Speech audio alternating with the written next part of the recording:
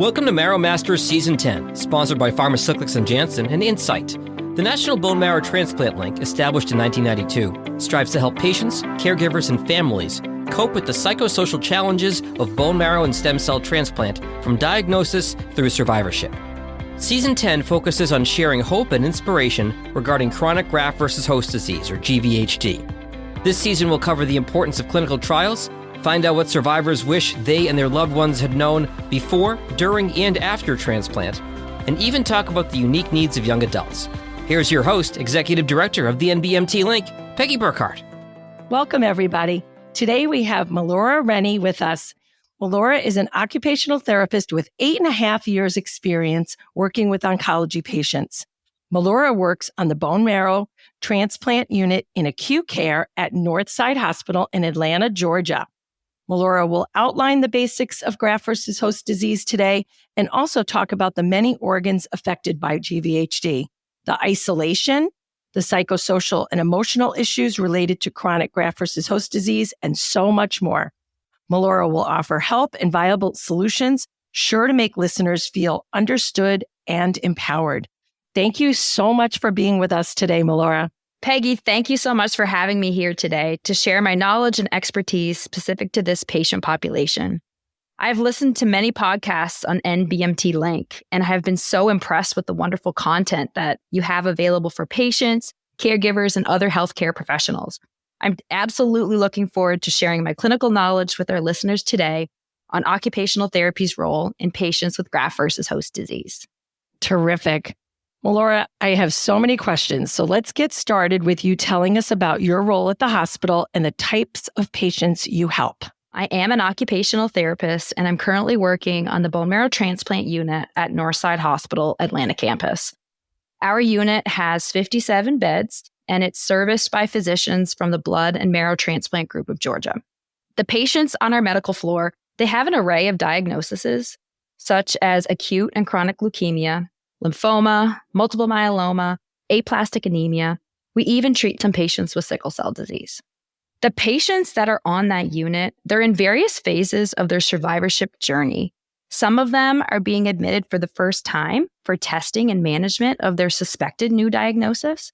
Some patients are being hospitalized for induction, consolidation, or reinduction chemotherapy, and many of them are preparing for a transplant, either it be an autologous, a tandem auto, an allogeneic, a haplotransplant.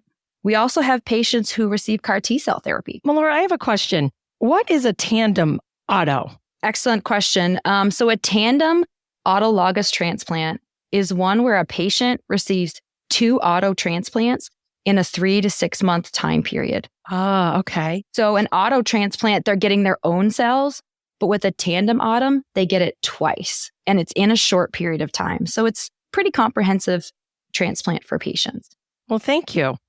So, Melora, outside of chemotherapy or a transplant, why else might someone be in your unit? Sometimes after patients have their transplant or their CAR T-cell infusion or even chemotherapy, they need to be readmitted to the hospital for maybe fevers, side effect management from chemotherapy. Some of them come back because they're experiencing acute and or chronic GVHD, or maybe just for any other post-transplant complications. So, Melora, help us better understand bone marrow stem cell transplantation and more about GVHD from a clinical perspective. Sure, Peggy. So when a patient is diagnosed with a condition such as leukemia, once they're in remission, they may require a bone marrow transplant in order to remain in remission or decrease the risk of their leukemia or their other diagnosis returning. So what happens with the blood and marrow transplant is that it replaces the unhealthy blood-forming cells with healthy ones. And blood-forming cells are also referred to as blood stem cells, and they're immature cells that grow into red blood cells, white blood cells, and platelets. And these are found in the soft tissues of your bone called the bone marrow. When these cells mature, they leave the bone marrow and enter the bloodstream. Earlier, you mentioned different types of transplants. Can you give our listeners a little more information regarding the different transplant options? Sure, Peggy. There are 2 main subtypes of bone marrow transplants. The first subtype is an autologous transplant, and this is when a patient receives their own cells. The other type, main subtype, is an allogenic transplant, and this is when a patient requires donor cells from another person. This could be a family member or an unrelated donor that they have been matched with. I won't go into great depth here, but from a clinical perspective, it's really important for myself to understand, or other clinicians, that a patient receiving an allogenic transplant is at a greater risk for post-transplant complications, and more specifically, they have a greater risk for the development of graft versus host disease. So, Melora, what exactly is graft versus host disease? Graft versus host disease is a unique complication that can occur specifically in patients who have had a bone marrow transplant. It only occurs in patients who have received donor cells. So that would be an allogenic transplant. And this can occur with a related donor or an unrelated donor. It arises when the transplanted immune cells, known as the graft, recognize the recipient's tissues, the host, as foreign. The body launches an immune attack against them. The immune cells in the transplanted graft can include T cells, which play a critical role in the development of graft versus host disease. Melora, let's touch on acute graft versus host disease and what the difference is from chronic. Okay, Peggy. Well, graft versus host disease can be categorized into two subtypes, and it's based on the time of onset and the nature of the immune response. So the first type that we're going to talk about is acute GVHD.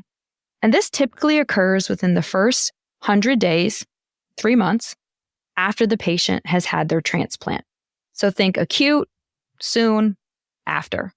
On the other hand, chronic GVHD typically develops more than 100 days after transplant, although in some cases it can occur earlier, but it's considered to be a late complication that can follow after acute GVHD or develop without the patient having any previous GVHD.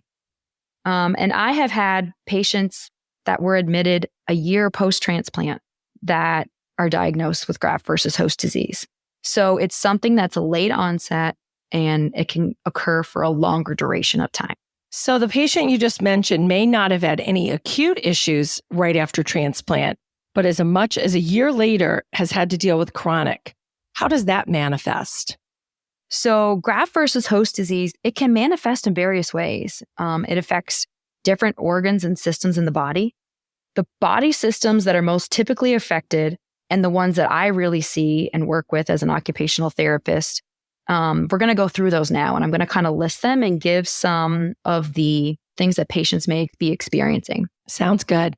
The first one is the integumentary system, so the skin. And this can present itself as rashes, blistering, dryness, itching, any skin changes. The next one that's very common is GVHD of the gastrointestinal tract. And it presents itself with diarrhea, abdominal pain, cramping. Patients have nausea, vomiting. Some of them lose their appetite. The GI tract also includes anything from mouth to anus. So there could be mouth sores, difficulty with swallowing, those sorts of things. Another big one that impacts our patients that I work with is GVHD of the respiratory system. So their lungs, their pulmonary function.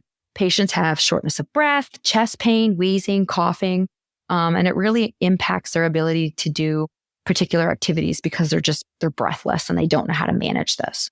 Another important one that I work with is graft versus host disease of the musculoskeletal system, and that's impacting the joints, the muscles, and patients have joint pain, stiffness, limited range of motion, and in severe cases, patients may develop a condition called scleroderma. Another system that's affected is the genitourinary system, and this impacts urination. People may have painful urination. People may have increased urinary frequency or maybe even urinary retention. Patients may have blood clots in their urine, which can be very painful. Another one that we see a lot is GVHD of the neurological system. And this one can present itself. Patients may have headaches. They may have a lot more fatigue. They may start experiencing some cognitive dysfunction, maybe some brain fog, difficulty concentrating. Another part of this system is the nerves, and patients often get peripheral neuropathy that can be part of GVHD, and that is just numbness and tingling in their hands and in their feet, decreased sensation in hands and feet, and that can impact their fine motor coordination, their gross motor coordination. Some patients may have balance deficits and vertigo, and some of these also are side effects of chemo. So it can be hard for the physician to truly understand, are these chemo side effects or is this GVHD of the neurological system? That makes sense. Yeah. And then the last one that I do see that really impacts my patient population is GVHD of the visual system. And this is the eyes. So they get dry eye. They may have sensitivity to light. They may be experiencing blurred vision, double vision. I have seen patients that develop kind of like a gel-like film over the eye. And that is part of the GVHD process. Oh, Melora, we often hear from patients how frustrated they are with their ocular issues. It seems this is definitely one of the biggest and most frustrating complaints. It is. It's not as prevalent as some of the other ones, but it definitely is something that affects their everyday activities, because if they can't see, they can't perform their activities of daily living. Absolutely. So we have to find strategies to help them manage with that. Yes. So Peggy, I have two other systems that I just want to briefly mention that can also experience GVHD.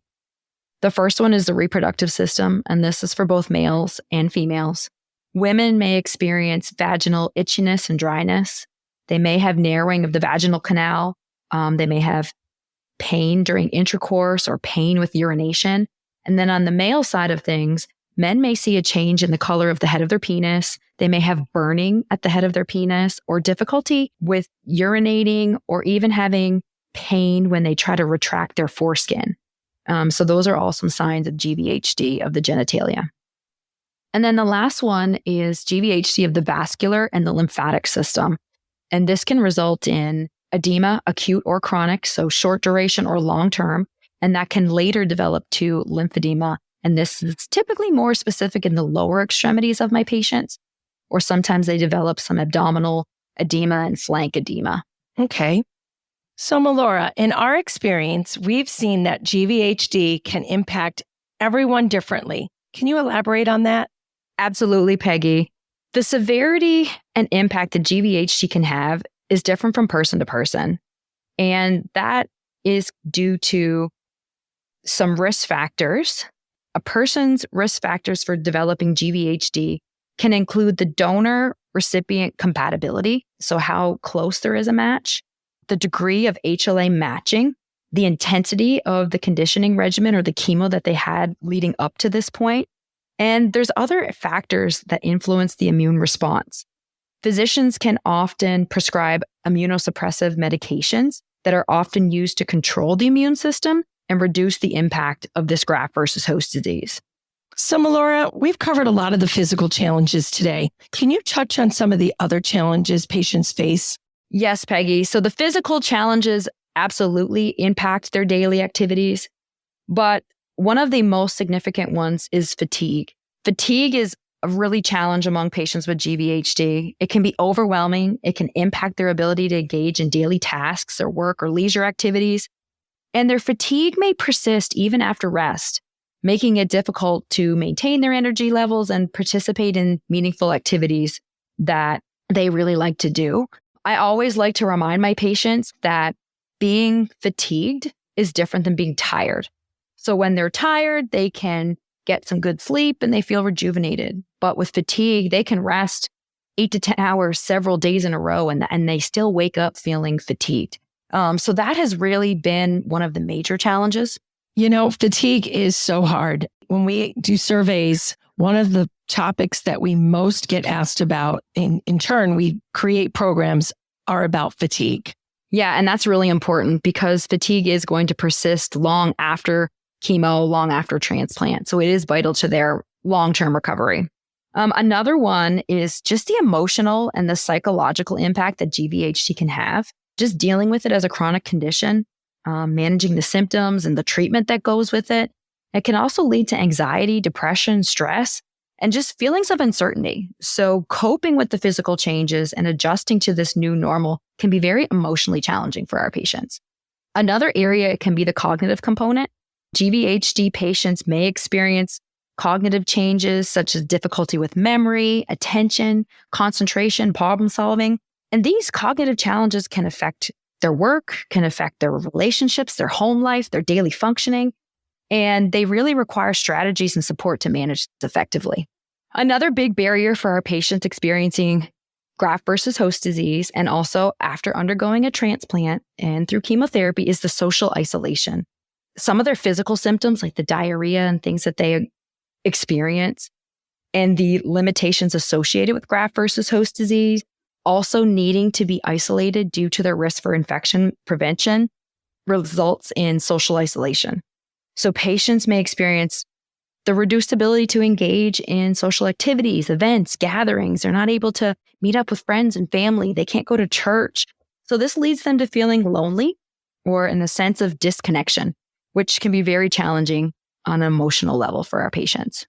So Melora, this is so interesting because in our season, we're going to have other podcasters that are going to address this exact situation from their perspective as a survivor. Excellent. I think that's really important for them to provide support and for their peers, the other listeners that are patients. Absolutely. So in addition, Peggy, we can also kind of touch base on the medication and treatment side effects that go along with graft versus host disease treatment. So this often involves medications such as immunosuppressants, corticosteroids, which also have their own side effects. So some of these side effects could be weight gain, mood swings, increased risk for infection, bone loss, and all of this adds further challenges to the patient's overall well-being. Melora, steroids, oh boy, do we hear a lot about that. There's such a love-hate relationship with this one. Yeah, and they also cause a lot of weakness. So that's why we often encourage our patients to have some type of strengthening exercise program if they're going to be on prolonged steroids. We see it more proximally, shoulders and hips. So that is something that we do focus on in the rehab department, is preventing weakness associated to prolonged steroids. Okay. Just to kind of finalize some of the big challenges for patients living with GVHD is just the impact that it has overall on their daily functioning and their independence. The symptoms related and the complications, they can impact the patient's ability to perform their activities of daily living on their own. Patients may have trouble with simple things as personal hygiene, getting dressed or cooking or mobility, and that can become challenging. And they may require support or adaptations and even rehab to help regain and maintain their independence. Wow. So Peggy, as you can see, it is very clear that GVHD can impair an individual's quality of life on many levels. Patients are affected physically, cognitively, emotionally, socially, financially. The list goes on. Mm-hmm. And this is really truly where occupational therapy services can make a significant influence on a patient's ability to cope and continue to engage in their daily activities while living with graft versus host disease. And as far as social isolation, this is what we are working on all the time. And just to hear you say that just drives it home that it is very, very evident and something we have to work on making better for folks all the time. So moving on here, the role of an occupational therapist in post-marrow transplant care. Why don't we hit on that for a little bit, Melora? Absolutely. So for our listeners out there that are not really clear on what an occupational therapist does or what our role is, an occupational therapist or an OT is a healthcare professional. We're part of the rehab team. We specialize in helping individuals develop, regain, or maintain the skills necessary for their daily living and meaningful activities. We work with people of all ages. Some of these patients may have physical, cognitive, sensory, or emotional challenges that affect their ability to engage in meaningful activities that they need or want to do. This could be anything that a patient needs to do from the minute they wake up to throughout the entire day, all the way to their ability to fall asleep at night. Wow. Those are all of our daily occupations, and those are all things that are within the occupational therapy scope of practice. So, Melora, are you talking about while they're still at the hospital or when they get home or both? Both. So occupational therapists work in a variety of settings. Currently, I work in acute care hospital. However, OT services can be provided in outpatient clinics. They can be provided in the home health setting. Occupational therapists work in post-acute rehab facilities, such as skilled nursing rehabs or inpatient rehab facilities. We are involved with the entire care of our patients in whatever setting that they are in currently. Okay, thank you. So let's talk about the main goal, like what you're trying to accomplish every day at your job, basically. Yeah, Peggy. So for an occupational therapist, their main goal is to enable their patients with the ability to participate in those activities of daily living that are essential to their life, such as self-care tasks, being able to get dressed, being able to take a shower, being able to feed themselves. We look at work-related tasks. How can we help patients who are experiencing post-transplant complications potentially maybe still work part-time during this process? We look at leisure activities and social interactions. Occupational therapists take a holistic approach. We consider the physical, the psychological, the social, all the environmental factors that influence a person's ability to function. We truly have a very vast scope of practice. There are not many things that a patient can present to me that aren't within my scope of practice that we can set goals to work on and help to improve. It sounds to me, too, that this is all the quality of life conversation. Just what we take for granted, being able to do for ourselves. And here you are, like making sure people can get through their cancer and get home and pick right back up as much as possible where they left off, being independent and trying to help them feel as good as they can feel. Absolutely. And they may not pick right back up and be completely independent, but then that is the importance of continuing their occupational therapy services in the outpatient setting. So being able to transition from an acute care hospital into an outpatient clinic or receiving home health services. Terrific.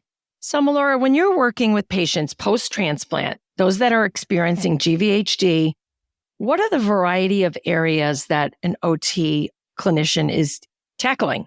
When we're working with patients post-transplant and those experiencing graft versus host disease, OTs are looking and addressing a variety of areas. And I'm going to kind of go through them one by one here.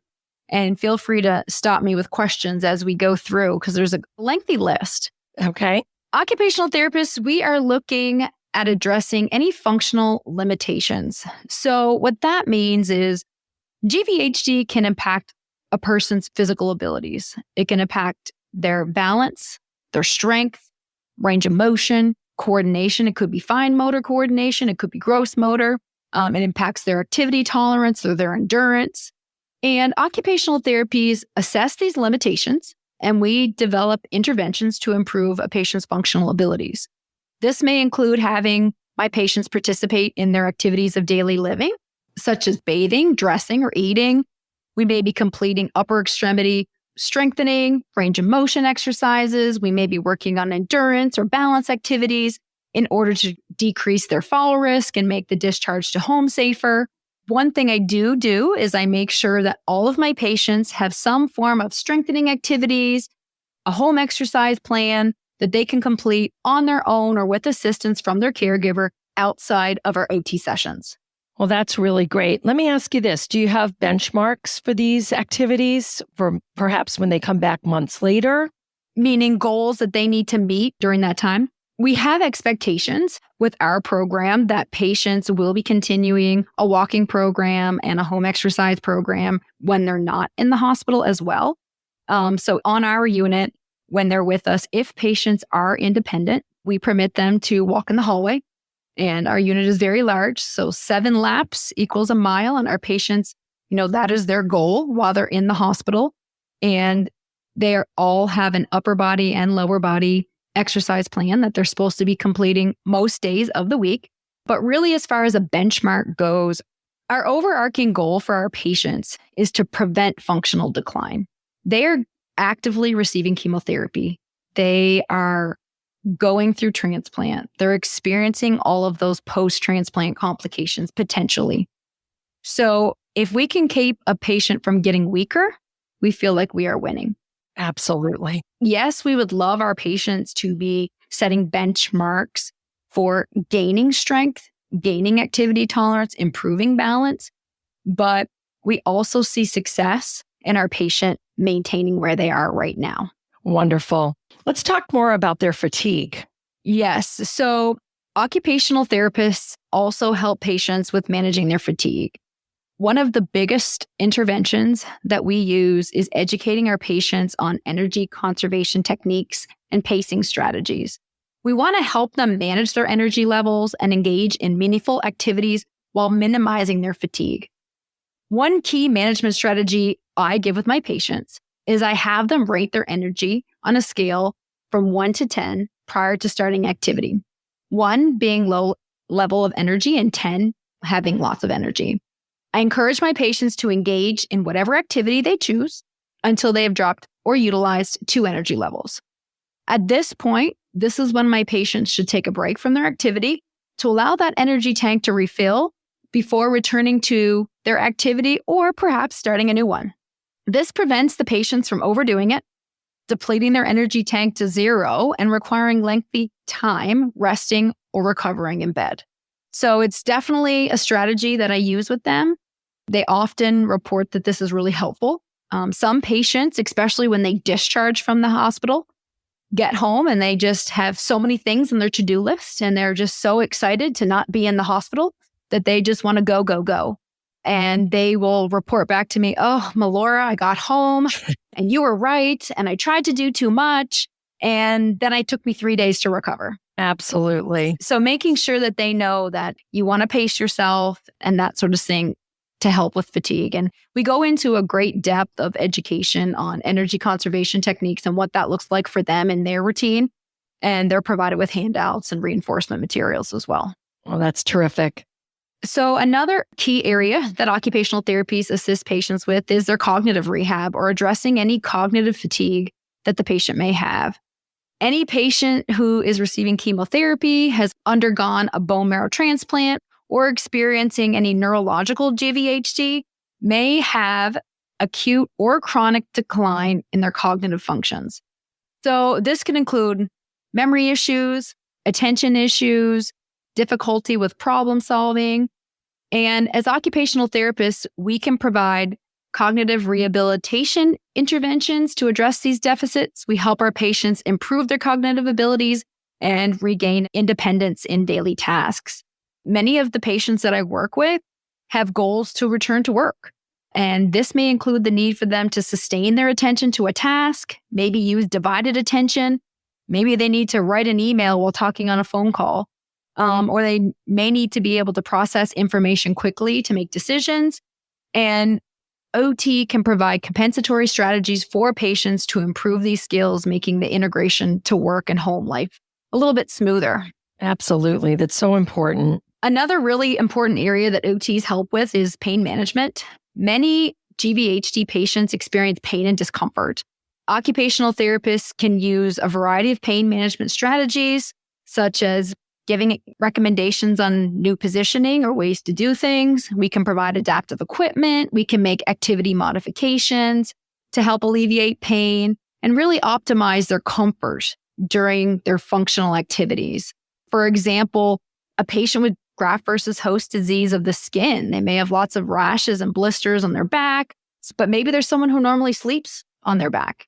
So it is part of the occupational therapy scope of practice to help these patients find a more comfortable position for sleeping. And that's just one of the many examples of how we kind of help with pain management. Great. Hey, Melora, let's talk about, our mission is psychosocial emotional support. Let's talk about the importance of the psychosocial support. Absolutely, Peggy. GVHD can have a significant impact on the patient's mental and emotional well-being. OTs can provide psychosocial support. We can help with addressing anxiety, depression, and maybe some of the adjustment issues that they have to deal with, how this GVHD is impacting their normal routines and roles. We offer coping strategies. We talk to them about stress management techniques, and we facilitate engagement in meaningful activities that will promote emotional well-being. I like to provide my patients with strategies to minimize their emotional fatigue. So previously we talked about fatigue, and fatigue has 3 subtypes. There's the physical fatigue, there's the cognitive fatigue, but then there's emotional fatigue as well. So I often encourage my patients to remove themselves from stressful situations when possible. I encourage them to create potentially a Caring Bridge page or a private Facebook group to limit the need to contact every friend and family with medical updates, because that can get very emotionally draining to have to tell the same information over and over again. Great advice. Yep. I also will encourage them maybe to delegate tasks that increase their stress and anxiety to another family member when able. Obviously we're not able to delegate everything, but when they can, I encourage this. And I also encourage my patients, no matter how fatigued they may feel, that they are to devote some of their energy each day to a task or an activity that brings them joy. This provides the patient with purpose and helps uplift them psychosocially. I just could not agree with that more. Thank you so much for touching on that. So, Melora, what else do you have for us? Oh, the list goes on. I have lots of other things. I could probably talk on all of these things for days. But the other type of thing that occupational therapists can help with is using adaptive strategies and assistive devices. So developing new ways to do things and incorporating assistive devices to promote independence and safety with their daily activities. We provide guidance on using aids such as mobility devices, walkers, canes, rollators. We may integrate adaptive utensils with built-up handles if patients are having grip strength issues, and recommend other durable medical equipment such as shower chairs, tub transfers, benches, etc., to keep the patient safe and tailor to each of their individual needs. And another huge area that occupational therapy can support these patients is providing caregiver education. We play a vital role in educating and supporting the caregivers of these GVHD patients. We can provide training on how to safely assist our patients with transfers. We can provide them on body mechanics so that they don't injure themselves if they're needing to help their loved one. And we talk to caregivers about self-care to ensure that they're getting the optimal support and well-being for both themselves and for the patient. Yes. Yeah. So our transplant program requires that each patient have a designated caregiver or a combination of caregivers. And when patients are being discharged from the acute care hospital on our BMT unit, we have family come in and they complete family training and education to ensure a safe and smooth discharge for both the caregiver and the patient.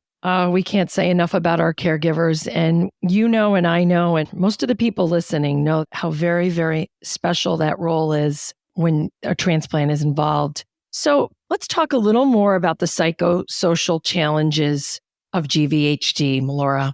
Absolutely, Peggy. GVHD can impact so many areas of an individual's life. Therefore, it's very important for occupational therapists to support the psychosocial changes for each patient. One way that we can do this is we provide emotional support. OTs are very great at providing a safe and supportive environment for their patients to express their emotions and their concerns related to the impact that graft versus host disease has had on their body, their daily routines, and their ability to engage in the activities that they love. And this could mean that we have some difficult conversations with our patients or some intimate conversations with our patients.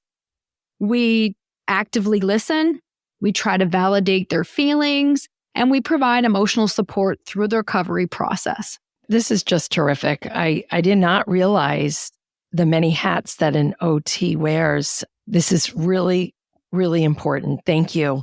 You hit the nail on the head when you said the many hats that occupational therapists wear, because we truly have our hands in a lot of components of a patient's life, and it's really very, very important. Another thing that we want to do is we want to equip our patients with coping strategies. So occupational therapists help patients develop effective coping strategies to manage the emotional and psychological challenges they may face post-transplant and living with GVHD. This could include relaxation techniques, mindfulness exercises. We may use guided imagery, and implement stress management techniques. We work closely with the patient and their caregiver to determine what may be the best coping strategy for each individual patient, because no patient's the same. So what I recommend to one patient may not work for another. So it could be a trial and error, but it does take close collaboration with the patient and the therapist. Okay. And occupational therapists also play a large role in providing psychoeducation. So we educate patients and their families about the emotional and psychological effects of graft versus host disease. We discuss common emotional responses and provide information on available resources, maybe community support groups or counseling services to help patients and their families cope with the psychosocial impact of their transplant and the daily impacts of GVHD. Absolutely. And this is part of our mission. So this just goes real nicely with what we try to complement your care with the many programs that we provide for patients post-transplant. That's great. And I think that patients are so focused on their medical care that sometimes they feel like they don't have the time for these community supports, or maybe they don't know about them. Mm-hmm. So it's just important during our OT sessions to remind them that it's important to take some time for this component of their healing as well. Sure thing. Another thing that we're really focused on is activity engagement. So we work with our patients to identify meaningful activities that can enhance their emotional well-being. We inquire about their interests, their hobbies, and their goals. We kind of dig deep in there to find out who the patient is. And we find ways to gradually reintegrate these activities into their lives post-transplant. When patients are experiencing GVHD, we can assist them with modifying activities that they enjoy to allow them to continue to engage. For example, I've had a patient previously who truly loved yoga. But post-transplant and due to some of their GVHD, they had some limitations in range of motion, flexibility, and the big one was their balance. So it really wasn't safe for them to be completing the yoga moves and poses on a yoga mat on the floor like they normally would. So as an occupational therapist, I helped the patient create a modified chair yoga routine. And this allowed the patient to continue to enjoy their hobby, just in a little different way. And it doesn't mean that they have to adapt their way to do this hobby forever, but it's a way for them to continue engaging at this time. And engage in activities that bring joy, provide the patient with a sense of accomplishment. And this can positively impact the psychosocial well-being of our patient. And that's truly what we strive to do as occupational therapists, is just assisting our patients with finding meaningful activities. You are a jack of all trades. So we talked about this a little bit earlier, but the social isolation component. So occupational therapists assist patients with rebuilding their social skills and reestablishing connections with others. Occupational therapists may facilitate socialization opportunities, provide our patients with guidance on effective communication techniques, and we help patients navigate social situations that may have changed as a result of their transplant. And this also came even more evident post-COVID because our patients were good at being isolated prior to COVID, and then they became really good at becoming isolated. They truly didn't go anywhere. And they showed us all how to do it. Yeah, they were mastering it before we needed to learn how to do it. So it is important to remember that these patients do kind of feel alone, and then they start to adapt and learn to kind of be isolated. And when it's time for them to safely return to socialization, it may feel overwhelming. Sure. So another area that's really important in the occupational therapy scope of practice with patients with GVHD or post-transplant is self-management and getting back to being independent. So we support our patients in regaining and sustaining their independence and self-management skills. This may include helping them develop routines. This may include strategies for energy conservation. We may provide training with adaptive techniques or equipment in order to address any physical limitations resulting from the transplant or their GVHD, with the overarching goal to be increase independence so that we can contribute to a sense of empowerment and improve psychosocial well-being. Everyone truly wants to be able to care for themselves, and if we can help facilitate that, it will help their overall mental health and wellness. Sure. And then kind of lastly, the thing that we do is we provide support for families. We work closely with the patient's family members. We provide them education, support, and guidance on how to best support the patient's psychosocial needs. So this may involve helping the family members understand what the patient is going through and help manage caregiver stress by facilitating family communication and providing resources for ongoing support. All right. Well, thank you so much. So, Melora, let's talk about ways our listeners can find support throughout their survivorship. Many who may not have realized that there was all of this incredible support available. Well, first, I want our patient listeners to understand that throughout their survivorship, and in order to adequately address the impact that GVHD can have on them, it's important to seek ongoing support from various healthcare professionals. And this truly includes the rehabilitation services of OT, PT, and speech. And I would also like to mention that there are specialty certified therapists in pelvic floor therapy to assist with GVHD of the reproductive and genital urinary systems. There are oncology rehab certified specialists that really know how to hone in on what the needs are for the oncology patient. And there are lymphedema certified therapists that can help any of those patients experiencing edema or lymphedema.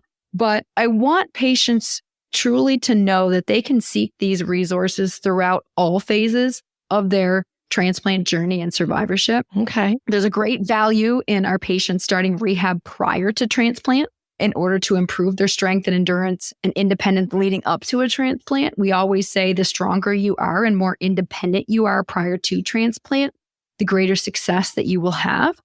And we want patients to make sure that whatever transplant program they are part of, whatever hospital system they are working with, that if they are admitted to a hospital, that they do have occupational therapy services available, physical therapy services, and that they can receive these services in their home or at an outpatient clinic or wherever their journey takes them. And just knowing that they do have this coverage and this availability and support, because we truly can make a difference. Absolutely. Thank you for that. We're going to start to wrap things up here. There's been so much incredible information here. Melora, let's talk about inspiration. Let's talk about what you see every day and just how you continue to inspire your patients that this is going to get better. Well, Peggy, I hope that our listeners today, our patients and their caregivers understand that absolutely GVHD can have a significant impact on their life, their routine, and survivorship journey, but it can be managed. It can be improved. And with the collaboration of the various healthcare professionals involved in their care, they can have success. Symptoms and the side effects of GVHD get better with medical management. And through all the efforts of the allied health professionals, things do get better with time. All of my experience with GVHD is with patients who are admitted to the acute care hospital. I see the patients who are acutely ill and possibly at the worst point of their GVHD. So it's very rewarding for me to get to see them discharge home with their families. I bet. I do have a patient success story that I'd like to share with our listeners. One comes to mind is a patient with GVHD of the skin. And this patient was over a year post a haplotransplant, and they were initially admitted to the bone marrow unit with fevers and pneumonia. And that's what brought them into us. And this patient was well known to me as they had had several hospital admissions over the course of their transplant. But however, they were always very independent. They didn't really need OT services. They knew their walking program. They knew their exercises. They kind of owned it. They did great throughout the first year of their transplant. But not long after being with us for that admission, the patient started developing blisters on their hands and feet, which progressed to their back, their chest, their arms. It was kind of global over their entire body, to the point where this patient was in so much pain and discomfort that they couldn't stand. Okay. The therapy staff and the nursing staff, we had trouble mobilizing the patient just due to their inability to tolerate being touched anywhere. So as a result, while these blisters were kind of developing and the GVHD was kind of evolving, they spent about 3 weeks primarily in bed. And this was more due to pain. And this resulted in weakness and their limited ability to tolerate activities. resulting in, they're needing a little bit of help with things. So the medical team was very dedicated into managing the patient's symptoms, and we were able to get the GVHD of their skin under control and managed. And despite the loss in the strength and endurance this patient experienced from being in bed, so much of their hard work, dedication, and resilience during their therapy sessions, it truly allowed them to return to doing their self-care skills on their own. Okay. This patient started walking with a walker, and then we were able to progress them to walking with a rollator, and then now, not using a device at all. And this patient got to go home and discharge with their family and their family supports. This patient specifically went on to have more rehab post-discharge. They went to an outpatient clinic near their home. And within, several weeks of discharging, they were walking independently without using anything and doing all of their self-care skills independently. So this is just one of the many examples I can provide for our patients to have hope, and for the caregivers that things do get better. Be patient and stay positive throughout the process. Wow, Melora, thank you so much. It's great to have an example and to know that this person got better and the difference that you're making. Any final thoughts as we wrap things up? What I would like to say is, to the brave individual living post-transplant with graft versus host disease that may be listening today, remember that you are an incredible warrior. You are facing the challenges of GVHD with strength and resilience. Despite the obstacles you encounter, remember that you are not alone in this journey. There is a supportive network of healthcare professionals, including occupational therapists, who are dedicated to helping you regain your independence and enhance your quality of life.